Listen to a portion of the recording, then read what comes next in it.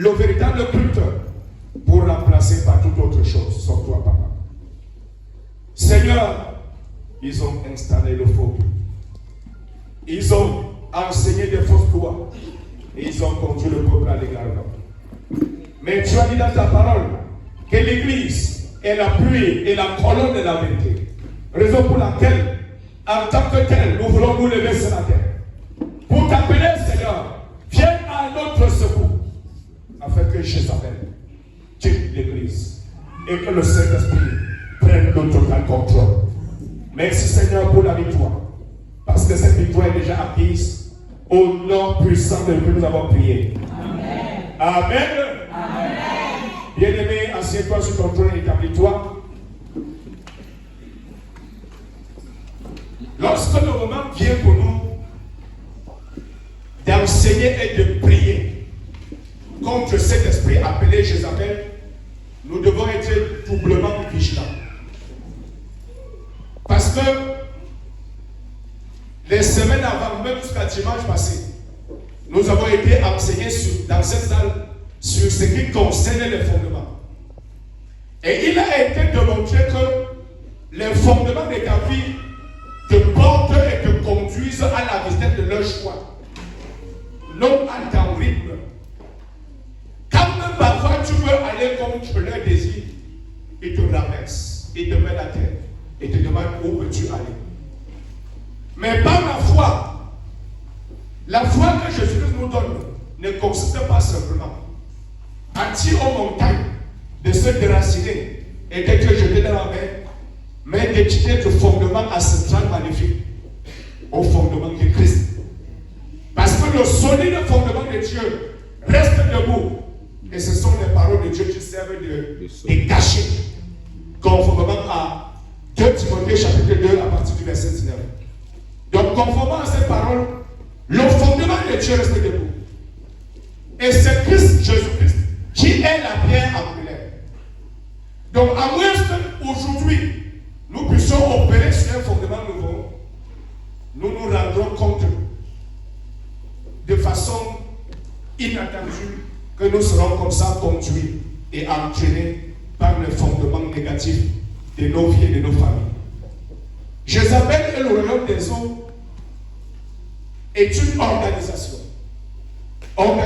de séduction, de séduction et, si je ne me trompe pas, d'anticipation pour chercher comment acquérir des richesses par tous les moyens afin d'avoir des éléments réels de séduction pour dire aux hommes que non, laissez celui qu'on appelle le roi des rois et seigneur des seigneurs là.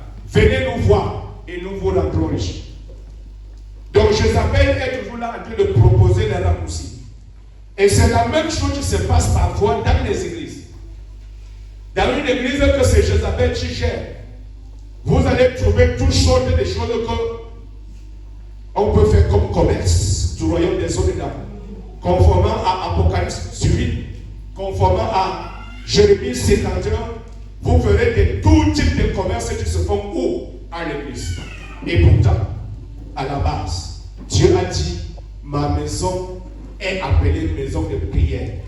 Et vous en avez fait une caverne pour les voleurs et les brigands. Comment Jésus-Christ pouvait-il traiter les sacrificateurs, les chanteurs qui étaient au temple, les lévites? Comment il peut les appeler les brigands? Parce qu'ils ont été séduits et ils ont commencé à faire autre chose que ce que Dieu leur a donné de faire. La Bible nous parle de l'histoire de Jézabel proprement dit. Parce que Jézabel, avant d'être un esprit, a été comme ça une personne physique qui a vécu parmi les hommes et qui a réellement travaillé dans le but de renverser le culte de Dieu et instaurer le culte de Baal d'Astarté.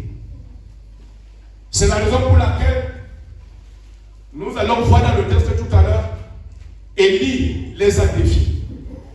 Mais nous allons rentrer sur la genèse de Jézabel elle-même. La Bible nous dit dans le livre de 1 Roi, chapitre 16, à partir du 29, que Achab, fils d'Omri, régna sur Israël la 38e année d'Asa, roi de Juda. Achab, fils d'Omri, régnera 22 ans sur Israël à Samarie. C'est-à-dire la capitale d'Israël était la Samarie. Achab, fils d'Omri, fit ce qui est mal aux yeux de l'Éternel, plus que tous ceux qui avaient été avant lui. Et comme si c'eût été pour lui peu de choses de se livrer au péché de Jéroboam, fils de Nebat, il prit pour femme Jézabel, fils de Baal, roi des Sidoniens. Et il alla servir Baal et se prosterna devant lui. Bien-aimés, Israël et Juda, à cette époque, constituaient deux royaumes qui représentaient les 12 tribus d'Israël. Parce que Juda contrôlait la tribu de Juda et de Benjamin, tandis que Israël, là où Achab régnait, avait jusqu'à 10 tribus sur lesquelles il régnait. Imagine-toi aujourd'hui, nous sommes confrontés à une similarité même au pays. On peut voir comme ça 10 régions du pays gouvernées par les anglophones et 2 régions et 8 autres régions gouvernées par les francophones. Et curieusement, c'est de ces 2 régions qui étaient gouvernées depuis Jérusalem, Juda, que le Sauveur est né. Mais ce n'est pas notre texte, le thème de ce message de notre jour. Ce n'est pas de chercher qui est Jérusalem dans le Cameroun.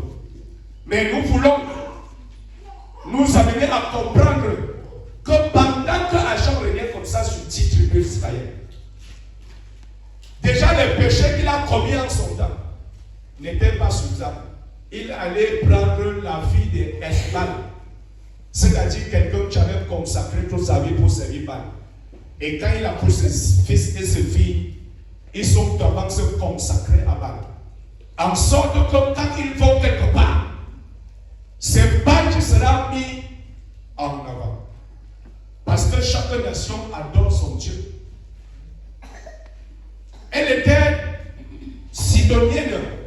La Sidonie était un des pays pendant ce temps. Elle était donc sidonienne. Et elle est venue s'allier par mariage à Achab. Et une fois qu'elle s'est installée comme madame, comme la première dame d'Israël, c'est comme ça que elle a pris le contrôle.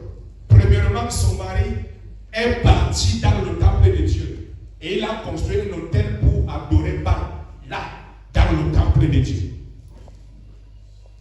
Et une fois que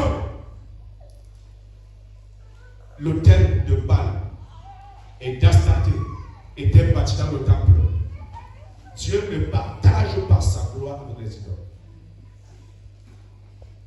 Dieu ne partage pas sa gloire avec les idoles. Dieu est un Dieu jaloux. À partir de ce moment, Jézabel a comme ça commencé à demander à son époux Achab que celui qui va refuser de servir Baal doit être mis à mort. C'est comme ça qu'ensemble, ils ont sacrifié les prophètes de l'Éternel. Au point dans tout Israël, c'est Baal qu'on adorait. Oh Baal, le Dieu soleil. Aujourd'hui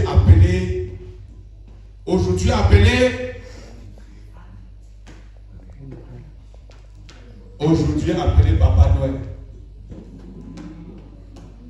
C'est ce Dieu, bien sûr. Ils avaient instauré le jour pour adorer Papa Noël et un autre jour pour adorer Maman Lune. Quand nous lisons toujours dans le livre de 1 roi, on dit qu'ils ont instauré le jour pour adorer Maman Lune quand? Le 15 du 8e mois, qui jusqu'aujourd'hui est un jour d'adoration significative dans une confession religieuse que nous connaissons bien, l'Église catholique romaine. Un jour, qui était instauré depuis l'Ancien Testament. Alors nous pouvons comprendre que jusqu'à ce jour, Baal et Astarté ont encore le contrôle dans certaines soi-disant églises. Pas pour conduire le peuple à adorer Dieu, mais pour conduire le peuple à adorer Baal. Dis-moi, Dieu t'a dit que tu vas m'adorer, moi seul. Lorsque tu le laisses et que tu commences à adorer les Baals, les Astarté et tout ce qui s'ensuit, bien aimé, en cas de problème, tu vas venir chez Dieu et dire que Seigneur, délivre-moi. Il est question d'abord de renoncer à l'adoration de Baal et d'Astarté. De dire Seigneur, purifie-moi. Avant de dire que Seigneur vienne et habite en moi. Parce que Jésus-Christ a dit, on ne met pas le vin nouveau dans les vieilles outres. On nettoie d'abord les outres. On nettoie d'abord les vases. Et quand les vases sont prêts et propres et purs, on y met du vin nouveau. Cela voudrait dire que quoi? Le vin en soi représente l'onction de Baal, l'onction d'Astarté, l'onction de ces choses qui dérangent les gens et les conduisent à l'égarement. Je veux m'exprimer et je supplie que le sommeil ne te dérange pas ce matin. Tu vas te rendre compte que lorsque l'onction d'Astarté te saisit, quand tu n'as pas commis des choses négatives et repentantes, tu n'es pas tranquille. Oui, parce que dans chaque sacerdoce, il y a une onction qui coule dans les veines. C'est comme ça que tu verras qu'il y aura des personnes que, quand il n'a pas plus qu'à être sourd, il n'est pas tranquille. Tu verras des personnes que, quand ils ne se sont pas livrés à 10, 15, 150, 1000 hommes, ils ne seront pas satisfaits. Et même les hommes, que chaque jour ils font la liste. Nous avons connu des pères, je dis des pères physiques, qui étaient dans la liste du 651e en train de monter. Parce que de leur vie, ils ont dit que nous serons comme le roi Salomon avec 1000 femmes. Et au fur et à mesure qu'ils montent, il compte, il marque dans son cahier. Il dit je suis là à 500, je suis là à 600. Et à un jour comme ça, il disait qu'il était à 651 et qu'il va atteindre le 1000 comme le roi Salomon. L'onction de l'égarement, l'onction de la destruction, l'onction de la perdition. Voilà Jézabel avec son royaume. Bien-aimé, et de la sorte, dis-moi, une personne qui a l'onction sur lui, d'avoir dit partenaire pour lui seul, pourra connaître le bonheur dans le foyer. Jamais. Je dis jamais. D'où les mariages et les mariages et tout ce que cela s'ensuit. Aujourd'hui, tu es avec Paul, demain tu es avec Pierre, après demain tu es avec Silas, après hier tu es avec Jacques. Et jusque-là, tu n'es pas content. Pourquoi? Parce qu'il y a une onction qui colle à toi et tu dois sauver. Cette onction-là est tellement négative. Parce que ça te conduit toujours à vouloir arracher les choses qui ne sont pas à toi. Un jour, alors que j'étais dans l'égarement, une femme me dit que levons nos verres. Je soulève le verre, je vais taper. Il dit, je lève mon verre à l'honneur des femmes qui laissent leur mari que pour que nous on protège.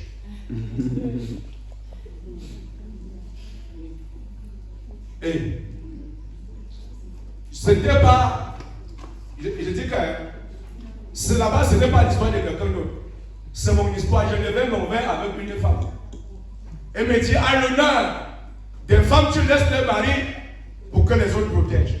Parce qu'elle savait que l'État de le protéger comme ça, le mari de quelqu'un. Donc ils n'ont pas honte. Ils n'ont pas froid aux yeux quand il faut détruire. Ils n'ont pas froid aux yeux quand il faut détruire. Je le dis, et nous devons comprendre ainsi que Jézabel n'est pas une personne que nous pouvons jouer avec elle. Jézabel n'est pas une personne que nous devons la laisser pavaner et faire tout ce qu'elle veut auprès de nous. Jézabel a détruit beaucoup de personnes. Nous allons regarder dans la Bible quelques personnes que Jézabel a détruit. Il est important de pouvoir parcourir ces personnes et savoir comment nous devons enlever Jézabel de notre vie afin de pouvoir véritablement vivre une vie qui plaise à Dieu. Nous allons retourner dans le livre de 1 Roi. Cette fois-ci, au chapitre 21. Parce qu'il faut que nous comprenions que Jézabel a vécu physiquement avec les hommes. Elle a fait des choses pour prendre le contrôle de la vie des hommes afin de pouvoir instaurer autre chose que ce qu'il fallait. Voilà ce que Jézabel a fait. Je vais lire très rapidement. Après ces choses, voici ce qui arriva. Naboth de Jezreel avait une fille à Jezreel, à côté du palais d'Achab, roi de Samarie. Et Achab parla ainsi à Naboth, cède-moi ta ville pour que j'en fasse un jardin potager, car elle est tout près de ma maison. Je te donnerai à la place une ville meilleure, ou si cela te convient, je te paierai la valeur en argent. Bien-aimé, Achab étant le mari, voit une ville à côté du palais. Comme aujourd'hui, certains chefs disent que tout ce qui est à côté du palais leur appartient. Quand elle dit à Naboth qu'elle veut acheter cette ville, Naboth refuse. Il rentre à la maison le soir là et il refuse de manger. Les chefs là, ils refusent de manger. Et quand ils refusent de manger, qu'est-ce qui se passe? Je vais aller rapidement dans au verset 15. Quand ils refusent de manger,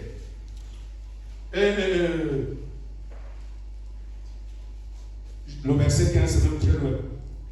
Regardons seulement le verset 7. Alors Jézabel, sa femme, lui dit, est-ce que c'est bien toi maintenant qui exerces la souveraineté sur Israël? Lève-toi, prends de la nourriture et que ton cœur se réjouisse. Moi, je te donnerai la vie de Naboth. Moi, je te donnerai la vie de Naboth. Frère, on arrache degré de force. Regardez la stratégie. Parce que ce matin, pendant que tu pries, tu as besoin de comprendre pourquoi tu pries. Sinon, demain, même des choses les plus précieuses seront comme ça arrachées. Beaucoup de personnes ont perdu le bonheur dans leur foyer, dans leur entreprise. Parce que même le poste que Dieu même leur a établi, on est venu les destituer. Jézabel n'a pas de compassion. Elle est sans pitié quand elle a envie d'une chose. C'est la raison pour laquelle elle agit trop dans les églises où on prie vraiment Jésus. Pourquoi? Parce que si elle renverse autant de serviteurs, là-bas on va commencer à adorer Jézabel. Et dès que Jézabel, non, ça va. Dès qu'elle se rend compte que le pasteur, au lieu de prêcher la parole, a commencé à prêcher la forme de corps et de ceci et de cela, a commencé à envoyer et dire organiser les prières spéciales avec des soeurs spéciaux. Voilà. Là, ça va. Là, maintenant, elle est contente. Nous allons voir. Regardez ce qui se passe. Voici ce qu'elle écrivit. Et elle écrivit au nom d'Achab des lettres qu'elle scella du sceau d'Achab et qu'elle envoya aux anciens et aux magistrats qui habitaient à Naboth dans sa ville. Vous comprenez? Si je vais prendre l'exemple du Cameroun, c'est-à-dire que son Excellence le président Paul Biya peut être sous le charme de son épouse. Et son épouse écrit des lettres et il prend le cachet du président et met ça. Et l'envoie au ministre. Les ministres vont appliquer ou pas? Ils vont appliquer. C'est quelque chose de pareil qui s'est passé. Comprenons-nous ça. C'est comme ça donc. Et dit, voici ce qu'elle écrivit dans ses lettres. Publiez, je placez Naboth à la tête du peuple et mettez avant de lui deux méchants hommes qui déposeront ainsi contre lui. Tu as maudit Dieu et le roi. Puis menez-le dehors, lapidez-le et qu'il meure. Les gens de la ville de Naboth, les anciens, les magistrats qui habitaient dans la ville, agissaient comme Jézabel leur avait dit de faire. Et d'après ce qui était écrit dans la lettre qu'elle avait remise, qu'elle leur avait envoyée, ils publiaient un jeûne. Et quand Naboth est mort, ils ont tué Naboth. Voilà le ça au verset 13. Verset 14, verset 15. Lorsque Jézabel apprit que Naboth avait été lapidé et qu'il était mort, elle dit à Achab, lève-toi, prends possession de la ville de Naboth de Jezreel, qui a refusé de te céder pour de l'argent, car Naboth n'est plus en vie, il est mort. Est-ce qu'elle a complété comme ça? Elle a même demandé l'autorisation de son mari? Non. C'est comme ça que tu peux sentir une force négative qui agit en toi contre ton gré.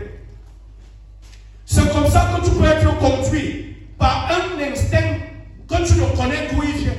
Et il te conduit à poser des actes pour détruire ta vie. Lorsque l'onction de Jézabel agit dans ton corps, agit dans ta vie, bien aimé, c'est comme ça que tu passes le temps à viser les choses des gens. Quand tu demandes, ne donne pas, tu comptes les propos prendre. Et c'est comme ça aujourd'hui, comme beaucoup d'orphelins ne sont pas dans leur maison. Parce que les hommes l'ont pris. Tu as fermé l'œil. On a regardé la veuve comme ça. On a dit, ils avaient un acte de mariage. On dit non.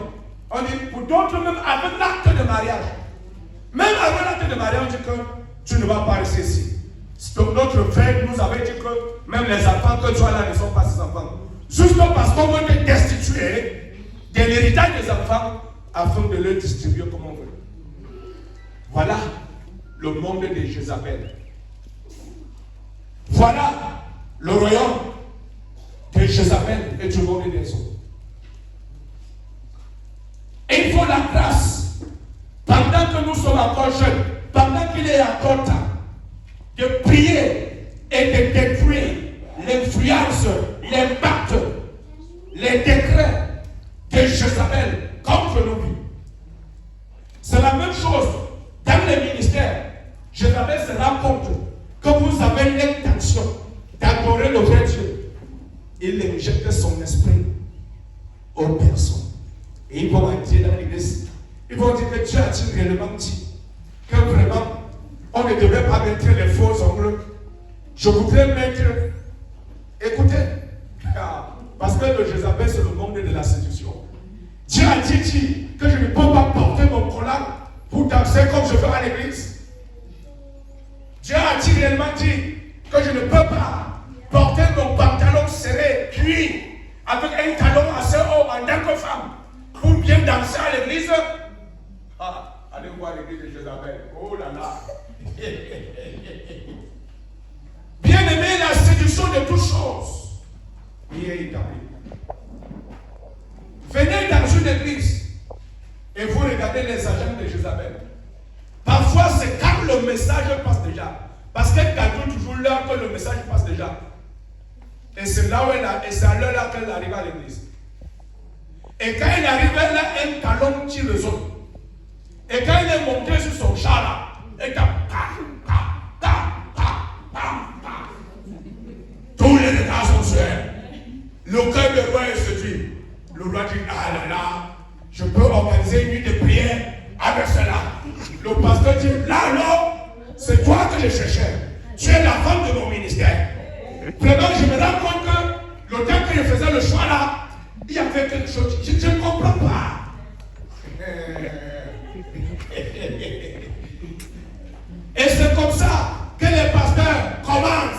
à mettre les femmes de côté et à préférer ces femmes. Et petit à petit, et c'est comme ça que l'Église est séduite. Et c'est comme ça que la saine doctrine est enlevée de l'Église. Et on ne prêche plus le péché. Et on dit fais comme tu veux, pourvu que tu nous apportes des offrandes. Pourvu que tu nous apportes des dîmes. Va te prier comme tu veux. L'argent a la couleur, tu dis non. On dit tu es d'accord. De même que l'argent n'a pas. Va te prier comme tu veux. Apporte-nous l'argent. Regardez ce que Jézabel a fait. Lorsqu'elle avait renversé le culte du Dieu vivant, elle a instauré combien de prophètes? Nous allons regarder. Il y avait combien de prophètes qui travaillaient pour Jézabel et qui mangeaient à sa table? Combien? Je ne suis pas avec les biblistes.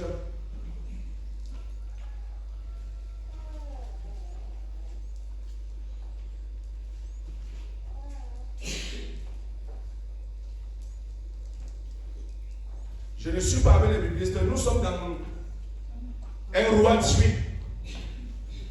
Non. Dans un roi de suite, je veux d'abord voir le nombre de personnes qui mangeaient avec Jézabel. Le verset combien? Donnez-moi rapidement le verset. Là où Élie parlait à Achab.